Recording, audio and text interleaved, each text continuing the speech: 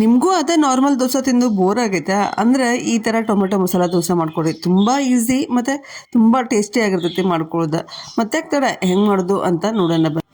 ಈಗ ಒಂದು mixie jar ತೊಗೊಂಡ ಅದಕ್ಕೆ ಚಿಕ್ಕದಾಗಿ ಹೆಚ್ಚಿರುವಂಥ ಒಂದು ಈರುಳ್ಳಿ ಕಟ್ ಹಾಕೊತೀನಿ. ಆಮೇಲೆ 2 ಟೊಮೆಟೊ ಮತ್ತು 3-4 ಬೆಳ್ಳುಳ್ಳಿ ಎಸಳು ಮತ್ತು 3-4 ಒಣಮೆಣಸಿನ್ಕಾಯಿ. ನೀವು ಬೇಕು ಅಂದರೆ ಜಾಸ್ತಿನೂ ಹಾಕೋಬೋದು, ಖಾರ ಜಾಸ್ತಿ ಬೇಕು ಅಂದರೆ. ಮತ್ತು ಸ್ವಲ್ಪ ಜೀರಿಗೆ, ಸ್ವಲ್ಪ ಉಪ್ಪು, ರುಚಿಗೆ ತಕ್ಕಷ್ಟು ಉಪ್ಪು ಹಾಕ್ಕೊಂಡು ನುಣ್ಣಗೆ ಪೇಸ್ಟ್ ಮಾಡ್ಕೊತೀನಿ. ನೀರು ಹಾಕೊಳಕ್ಕೆ ಹೋಗ್ಬೇಡ್ರಿ. ಈಗ ಮಾಡ್ಕೊಂಡಿರುವಂಥ ದೋಸೆ ಹಿಟ್ಟಿರುತ್ತಲ್ಲ, ಅದಕ್ಕೆ ಈ ಮಾಡ್ಕೊಂಡಿರುವಂಥ ಟೊಮೆಟೊ ಪೇಸ್ಟ್ನ ಅದಕ್ಕೆ ಹಾಕ್ಕೊಂಡು ನೀಟಾಗಿ ಮಿಕ್ಸ್ ಮಾಡ್ಕೊಳ್ರಿ. ನಿಮ್ಗೆ ಏನಾದರೂ ಗಟ್ಟಿಯಾಗಿತ್ತು ಕನ್ಸಿಸ್ಟೆನ್ಸಿ ಅಂತಂದ್ರೆ ಸ್ವಲ್ಪ ನೀರು ಹಾಕೋಬಹುದು. ಆಮೇಲೆ ಚಿಕ್ಕದಾಗಿ ಹೆಚ್ಚಿರುವಂಥ ಕರಿಬೇವು ಮತ್ತು ಕೊತ್ತಂಬರಿ ಪೀಸಸ್ನ ಅದಕ್ಕೆ ಹಾಕಿ ಮಿಕ್ಸ್ ಮಾಡ್ಕೊತೀನಿ. ಈಗ ತವಾನ ಚೆನ್ನಾಗಿ ಕಾಸ್ತೀನಿ. ಕಾದ್ಮೇಲೆ ಸ್ವಲ್ಪ ನೀರು ಹಾಕ್ರಿ, ಅಂದರೆ ಹೀಟ್ ಬ್ಯಾಲೆನ್ಸ್ ಆಗುತ್ತೆ.